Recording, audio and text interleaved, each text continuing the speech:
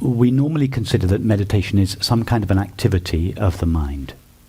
It's a focusing of the mind, usually on a mantra or a flame or on the breath or just on the current situation. It's in other words, meditation is normally conceived as an activity. You said it's pure objectless. Objectless, did I say? Okay. So, what we understand here by meditation is something very different from that. Meditation is not an activity that is undertaken by the mind. Meditation here we understand as simply being the presence of awareness. Do you understand what I mean by awareness? Yes. Yes. So, to be awareness is not something that needs to be done by the mind.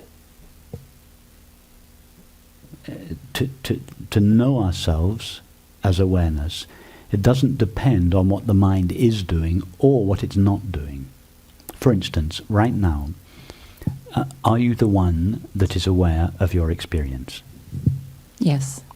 It's obvious. You're aware of these words, you're aware of these sights, you're aware of your thoughts, you're aware of whatever bodily sensations are present.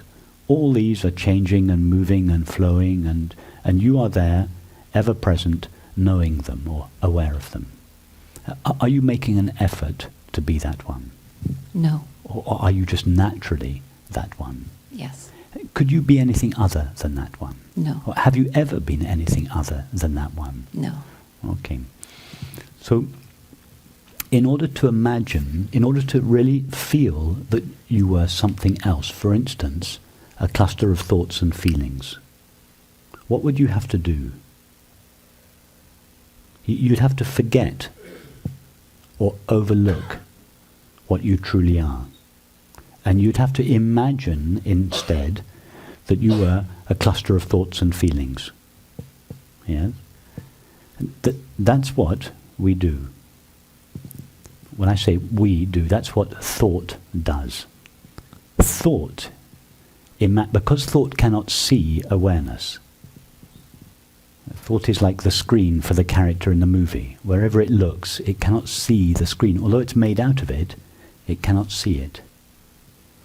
So thought can't find awareness because it's transparent, it's empty, it's objectless. Yeah. So thought imagines instead that we are a cluster of thoughts, feelings, sensations and perceptions. In other words, a body-mind.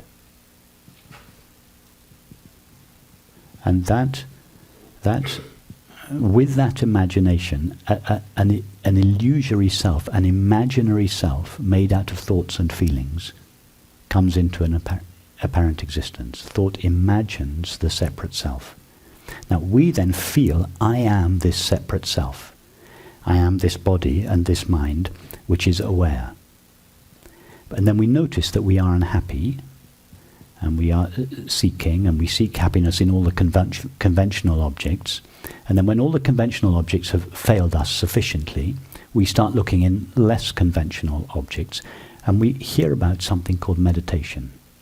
And we approach meditation in exactly the same way that we approached the objects that we used to go for, the substances, the activities, the relationships, whatever it was. And we think, okay, I'm going to do this new kind of seeking now, something called meditation, and achieve subtle states of mind which will finally give me the happiness that I was previously seeking in objects. So then I, the separate self, starts on this activity of the mind called meditation. And it starts basically manipulating the mind, usually quietening it or focusing it. And this brings about some temporary relief, because as long as there is a tremendous effort to still the mind to a certain extent becomes still, and a measure of peace is derived from that. But it doesn't bring about what we truly want, which is lasting peace, undisturbable peace, peace that is not dependent on the condition of the mind or the body or the world. So what we consider meditation here is quite different from that focusing or disciplining of the mind. Meditation here is it's what we are. Meditation is just to be knowingly the presence of awareness. In other words, just to be. That is the highest meditation, just to be as you are. And it's, ironically, it is the easiest thing in the world. It's easier than breathing. It doesn't require the mind to be in a particular condition. You could be highly intelligent, very unintelligent. You could be agitated, you could be peaceful, you could be in difficult circumstances, you could be in easy circumstances. It wouldn't make a jot of difference. Because in all those situations, you, awareness, remain just as you always are. To meditate means just to be that knowingly. That sounds great. Now, if we've been used to meditate, to doing an activity of the mind called meditation, there may be a little rebellion in the mind when we sit here without giving it something to do. The mind may feel redundant, and with good reason. So there may be a little rebellion in the mind because it's used to being employed.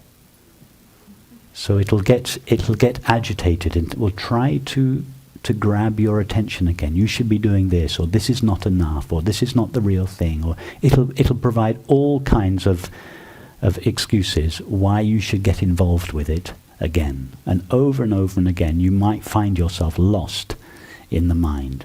And whenever you find yourself lost in the mind, just notice, oh no, I just consider the mind like a train that enters the station. You just say, oh, I boarded that train. I didn't even mean to. I just boarded it mechanically. Just step off the train. Don't get involved with the train. Let the train go wherever it's going. In other words, let your thoughts do whatever they've been conditioned to do. They're going to do that anyway. Don't interfere with them. If you start interfering with your thoughts, if you take on your thoughts, you have to take on the whole universe, because the whole universe is involved in the production of any thought or action. Don't take on your thoughts. Let them do their thing. Just let them do whatever they've been conditioned to do. But don't board the train. Don't get on. Just step off. Or you don't. That's just a metaphor. You don't even have to step off. You're more like the platform than the passenger. You are that through which the train is flowing. It doesn't matter where it's going. It doesn't matter where your thoughts are going, what they're doing. They're always doing one thing, one of two things. They're either going into the past or the future. Just let them go. Let them make the journey, but you never take the journey with them. That is meditation, just to know yourself as this ever-present, imperturbable light of awareness. That's it. Just abide as that. Thank you.